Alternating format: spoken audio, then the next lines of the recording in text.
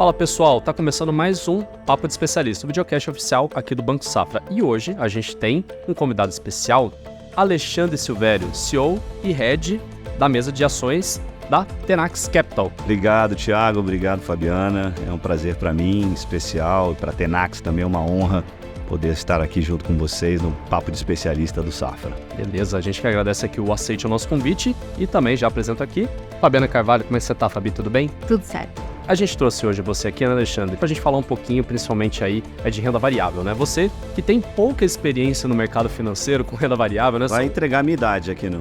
Não vou. Só vou falar que você tem mais de 25 anos de experiência no mercado financeiro e gestão de ativos de renda variável. Tô certo, né? Perfeito. O mercado financeiro surgiu na minha vida durante a faculdade. Eu fiz engenharia de produção na década de 90.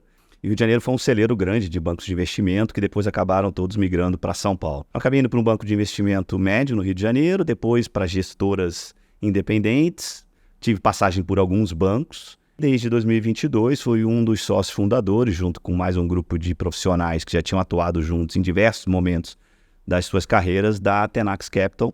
É um projeto que muito me orgulha e que eu acho que, de certa forma, completa esse meu ciclo longo, como você falou, da minha carreira, onde eu aprendi muito em todas as instituições pelo qual passei, mas agora dentro de um sonho que é fazer uma gestora nova num mercado tão competitivo como o do brasileiro, tanto o mercado de ações como o mercado de investimentos em geral, num ambiente super complicado, né, de juros altos por muito tempo, de uma consolidação dessa indústria de fundos, mas eu acho que o nosso projeto é um projeto muito robusto, um projeto que já conta com 30 profissionais, com duas estratégias muito definidas desde o início, ou seja, a gente nasceu com uma gestora multi-estratégia, com uma vertical de multimercados macro, com uma vertical de renda variável, que é, ao longo dessa minha carreira, tudo aonde eu atuei.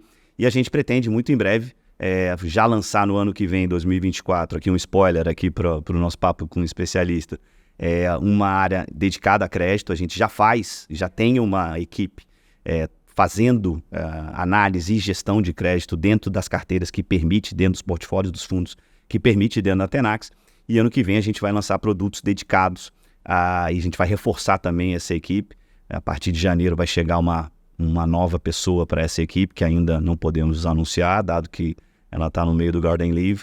Mas eu acho que a Tenax continua com o seu projeto de médio e longo prazo de ser uma gestora enxuta, do ponto de vista de oferta de produtos, mas com algumas verticais que eu acho que faz muito sentido até para esse momento desafiador da indústria de fundos que a gente está vivendo.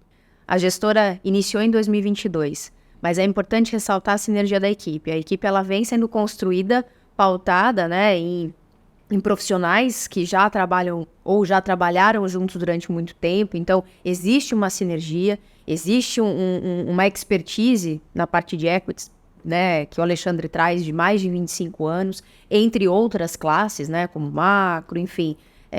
Não é de 2022 para cá, é uma trajetória de uma equipe que está sendo construída, né? A gestão de recursos são 2 P's, pessoas e processos. A gente investiu muito em pessoas, você tem razão, acho que da equipe inicial, a gente nasceu com 22 pessoas. Dessas 22 pessoas, 8 pessoas tinham trabalhado juntas nos últimos 10 anos. Mas dentro dessa equipe tem uma pessoa, que é um dos sócios principais, que trabalha comigo há 25 anos. É isso, essa sinergia. Pessoas é algo que, assim, na minha concepção, é fundamental para uma gestora. Mas só pessoas boas não resolve. Precisamos ter uma série de processos. E aí eu falo de todos os processos da empresa, não só o processo de investimento, mas o processo de risco, o processo operacional. Então, o nascimento da Tenax, é muito legal você me dar essa oportunidade de explicar isso, não é uma gestora nova que foi um projeto que alguns amigos se juntaram, como eu gosto de brincar, e vamos desbravar esse mercado, que é um mercado que tem uma baixa barreira de entrada, né? Uma gestora que se perenize, ou seja, que dure o tempo que nós, sócios, pretendemos que a Tenax perdure, eu acho que precisa de muito trabalho antes dessa gestora vir ao mercado. E não foi à toa que a gente conseguiu iniciar as nossas atividades em fevereiro de 22 com um recurso de 250 milhões de alguns investidores, e hoje, né, olhando 1 ano e 7 meses, 8 meses depois, a gente está beirando 1,3 bi sob gestão, num mercado que 2022 e 2023 foram anos que, para as nossas duas estratégias atuais, multimercado macro e ações, foram de resgates maciços na indústria. Então eu acho que toda essa história pregressa e esse cuidado com a formatação do projeto foi fundamental para a confiança dos nossos investidores. Entre eles aqui, cabe ressaltar assim, a nossa grande alegria de ter lançado o nosso manager, Tenax Manager FICFI Ações, aqui junto ao Safra. Foi um momento que, desde o início, né, nós tínhamos assim, um grande sonho de poder ter o Safra como um dos nossos parceiros, e acho que, para mim, em especial, foi assim, uma conquista poder lançar esse produto aqui com vocês. Você disse que a gente também tem que aprender nos momentos de euforia a segurar, botar o pé no chão e tudo mais. Bom, a gente está vendo aqui em novembro, né, o Ibovespa subiu ali mais de 11% desde o início do mês. Vamos ver como é que vai encerrar o mês, é claro, mas a gente já viu que é um mês extremamente positivo. Bom, o que a gente pode esperar daqui para frente? Primeiro, né, o que você enxerga na conjuntura que alguma coisa mudou?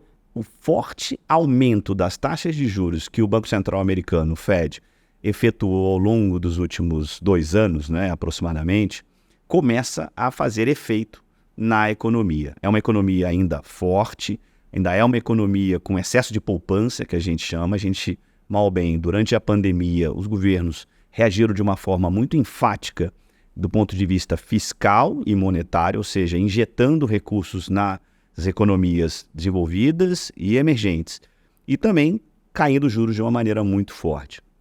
O Brasil saiu na frente quando ele começou a apertar as condições monetárias, principalmente apertando os juros, subindo. O Banco Central fez um trabalho louvável de controlar um pouco a nossa inflação. Claro que a inflação no mundo inteiro virou um problema. Acho que o Banco Central americano demorou a reagir. Alguns dados desses últimos 45 dias reforçaram a percepção de que o Banco Central americano vai interromper a alta de juros, ou seja, já estamos com a taxa de juros máxima que eles atingiram, em torno de 5,25. E alguns dados, tanto de inflação quanto de atividade, vieram mais fracos. E isso tirou um pouco de pressão da curva de juros americana, que é a curva de juros mais olhada do mundo, é o termômetro de risco para os ativos globais de risco. Essa diminuição da pressão na curva de juros americanas foi a principal razão, na minha opinião, da melhora dos mercados globais. E o Brasil entrou nessa onda. Agora, o que aconteceu no Brasil também? A gente começou a cortar os juros. Em agosto desse ano, dia 2 de agosto, foi o primeiro corte de juros. Foi até interessante isso, porque foi o melhor momento da Bolsa, e depois que a gente começou a cair os juros, a Bolsa caiu, se não me engano, 11 dias seguidos, né? Sim. Não foi mais ou menos isso? Foi isso. Eu não sei se foi 11, 9, 13, Uma mas queda por aí. acentuada de vários dias. No Morning Call Safra a gente falou muito disso. A gente falava, gente, mas o juro começou a cair, né? A gente tem uma estatística muito interessante lá na Tenax. Se você olhar os ciclos de corte de juros no Brasil, a Bolsa sobe depois de 12 meses, a Bolsa sobe em 24 meses inexoravelmente. Nós fizemos esse estudo também na estrutura do Funds of Funds, de 2003 para cá. Em todos os movimentos de início de ciclo de cortes, a Bolsa sobe. E sobe na média cerca de 28%, 29% na média. O Ibovespa sobe e Nos o índice 12 meses, small sobe ainda mais, tanto em 12 quanto em 24 Nós fizemos meses. com o IBX. Mas não é uma reta, não é no primeiro momento. Você tem que aguardar os efeitos da queda da taxa de juros. E, gente, vamos lembrar, a gente só caiu os juros 2 vezes desde que a gente começou. Estamos no início A do gente está ciclo. no início do ciclo. Então é muito provável que os investidores brasileiros, em geral, ainda vão comprar bolsa, na nossa opinião, ao longo dos próximos meses. Porque é uma alocação que, num cenário de queda de taxa de juros e num cenário global mais equilibrado, como a gente está vivendo, isso, historicamente, traz retorno. Historicamente falando, o Ibovespa está num dos seus pontos mais baratos da história. Eu posso afirmar com muita convicção para vocês que se a gente tivesse a 130 mil pontos, comparado com os 130 mil pontos de 2021, a gente já está muito mais barato. Essa é a boa notícia. Por quê? Porque as empresas estão lucrando muito mais do que estavam há 1 ano e meio, 2 anos atrás. Perfeito. E detalhe, né? O nosso target, hoje a gente comentou, inclusive, no Morning Call, o nosso target para o final do ano aqui do Safra, para o Ibovespa, é 130 mil pontos. E a gente fez essa pergunta justamente ali para os nossos especialistas. Dá para acreditar nos 130 mil agora de verdade? E dá total. Eu acho que dá total. E eu acho que a gente vai ter um 2024 muito favorável para o mercado de renda variável no Brasil.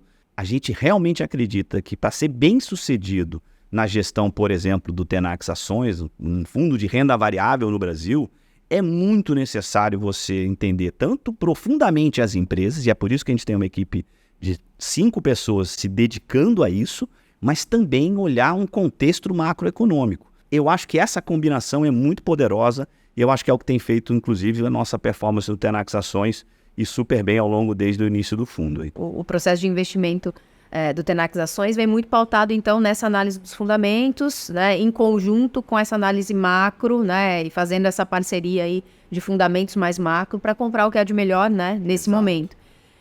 Olhando um pouco, né, fazendo uma retrospectiva de 2023, nós tivemos muitos eventos, inclusive eventos de crédito, impactando alguns papéis, algumas ações.